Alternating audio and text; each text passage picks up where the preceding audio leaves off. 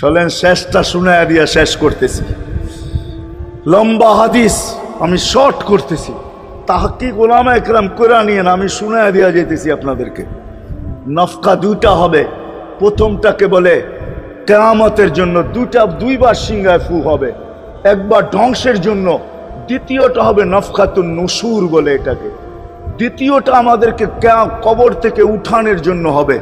কিন্তু সব মারা যাবে, আল্লাহ চারজনকে পয়দা করবেন কুদরত দিয়া, জিবরিল, মিকাইল, ইসরাফিল, মালাকুল মউত, চারজনকে পয়দা করবেন।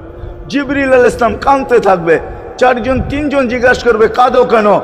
এখনই ইসরাফিলকে সিংহায় ফু দেওয়ার হুকুম হবে নফকাতুন নুশুরের জন্য, আমাকে হুকুম হবে বন্ধুকে নিয়ে আসো মাকামে মাহমুদে।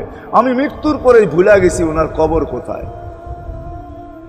তিনজন বলবে জমিনকে জিজ্ঞাসা করো, তো জমিনকে জিজ্ঞাসা করবে, জমিন বলবে কাদ দাক্কানি আল্লাহু দাক্কা ফানাসিতু।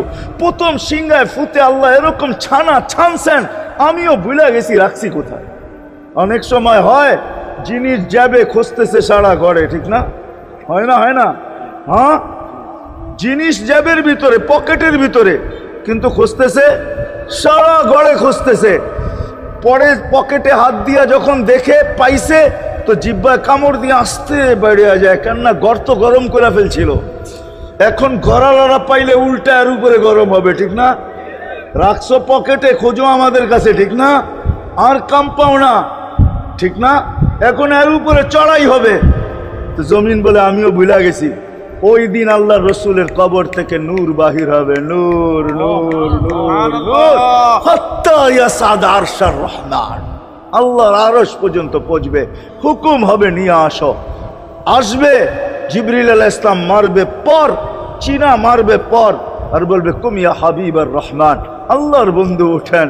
ও মাধবদীর মানুষ, আপনার আমার হাবিব, আপনার আমার রসুল, যার আদর্শ আমাদের কদমে কদমে প্রয়োজন নিজের এই জীবনটাকে গ্রহণযোগ্যতা পর্যন্ত পৌঁছানোর জন্য, উনি কবর থেকে উঠবে, ওয়াহুয়া ইয়াবকি ওয়া ইয়াকুল, কাঁদতে কাঁদতে উঠবেন আর বলতে বলতে উঠবেন, জিবরিল আইনা উম্মতি, আমার উম্মত কোথায়?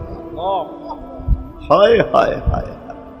আসেন আজকে এই সিরত কনফারেন্স থেকে আমি তো আপনাদেরকে বুঝাইতেছি, আমার মন চায় জিনদেরকেও বুঝাই, ওদেরকে পাইলে ওদেরকে পায়ে ধরা বুঝাইতাম। জিন ইনসানকে বলতেছি, আসেন আজকে এই মজমার থেকে নবীর আদর্শ শিখেন। নবী আল্লাহ পাওয়া শুধু নবীর আদর্শের ভিতরে। এই জন্য আল্লাহ বলছে লাকাদ কানা লাকুম ফি রাসূলিল্লাহি উসওয়াতুন হাসানাহ লিমান কানা ইয়ারজুল্লাহ, যে আল্লাহ পাইতে চায়। ওয়াল আগের আয়াত কি? ওয়াল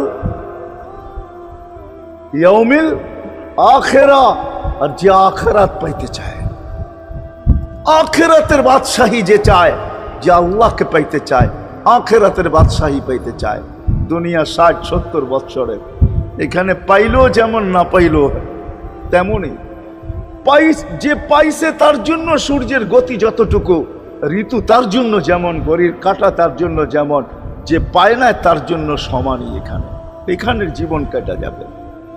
বিদায় আসেন আজকে এই মজলিস থেকে প্রতিজ্ঞাবদ্ধ হই যে নবীর আদর্শের উপরে উঠব।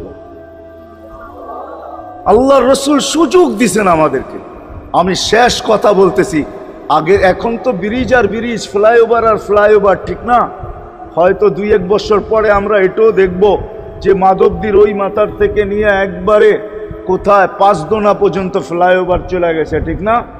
গাড়ি উঠবে এখান দিয়ে ওইখানে যে নেমা যাবে, কোনো জ্যাম না জট, ঠিক না? হ্যাঁ, কিন্তু একদিন ছিল শাখো, ছিল আমাদের দেশে শাখো, চিনেন? বাঁশের শাখো ছিল। আল্লাহর রসুল বুঝাইতে চাইতেছে একটা সময় আসবে আমার উম্মত বাঁশের শাখো, কেউ যদি বাঁশের শাখো থেকে স্লিপ খায় বা গাছে উঠা যদি গাছের থেকে পড়ে যেতে চায়, তো ডাল দইরা যেরকম লটকায়া থাকে, শাখর থেকে পড়তে যায় শাখর উপরের বাঁশ দইরা যেরকম লটকায়া থাকে। আল্লাহর রসুল আমাদেরকে সুযোগ দিছেন, একটা সময় আসবে উম্মত আমার একটা সুন্নত ধরেও যদি মউত পর্যন্ত লটকায়া থাকতে পারো, তাইলে তোমাকে 100 শহীদের সওয়াব দেওয়া হবে। মান তামাসসাকা বিসুন্নতি, মান তামাসসাকা বিসুন্নতি ইনদা ফাসাদি উম্মতি।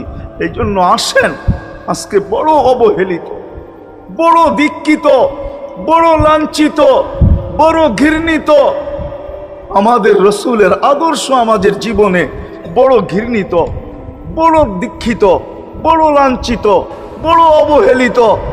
সর্বক্ষেত্রে দেখেন, বিয়া দেখেন আর শাদী দেখেন, হায় হায় পোশাক দেখেন আর আশাক দেখেন, সর্বক্ষেত্রে নবীর আদর্শকে আমরা পিছে ছেড়া দিছি। আর যার কারণে আজকে মুসলমান দুনিয়াতে লাঞ্ছিত, যার কারণে আমরা ঘরে লাঞ্ছিত, ঘরের ভিতরে কোনো মিল নাই, মহব্বত নাই।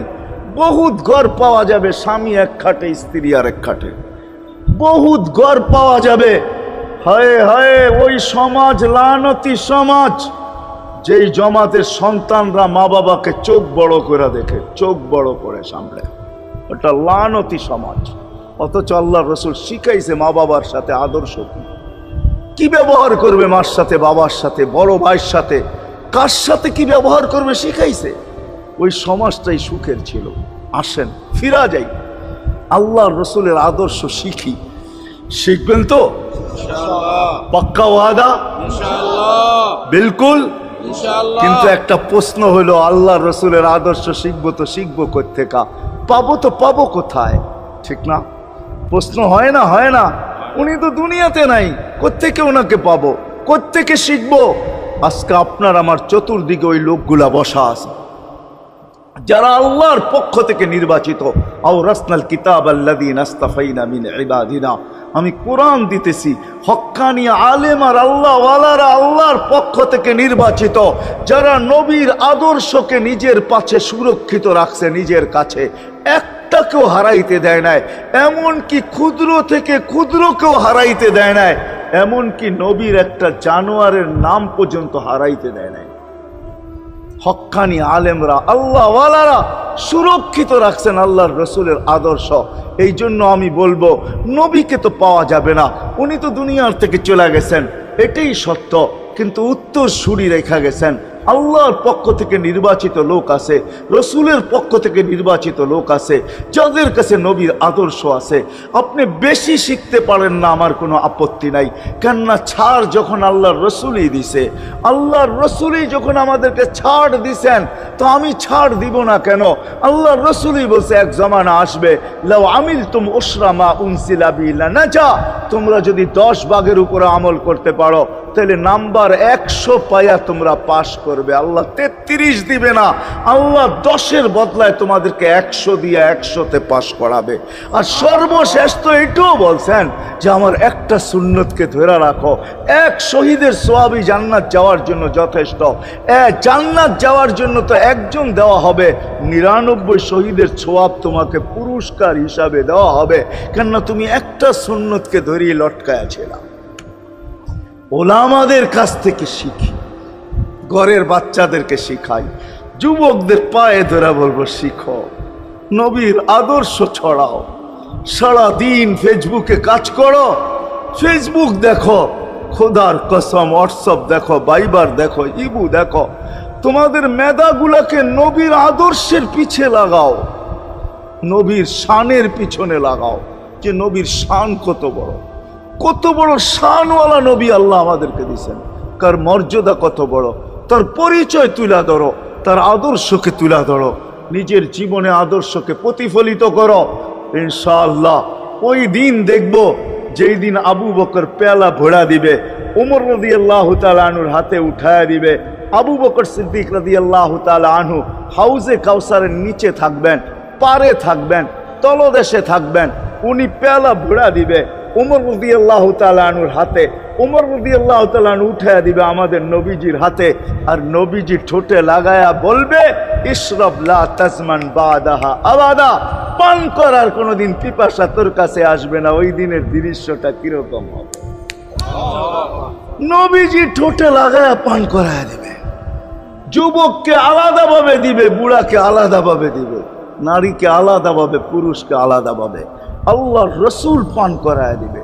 ওই দিন কেমন হবে ওই দৃশ্য, যেই পানি পান করার পর আর জীবনে কোনোদিন পিপাসা আসবে না। কেমন হবে ওই দৃশ্য? এই জন্য আসেন আজকে এই সিরত মাহফিল থেকে, সিরতুন নবী থেকে আল্লাহ রসুলের আদর্শ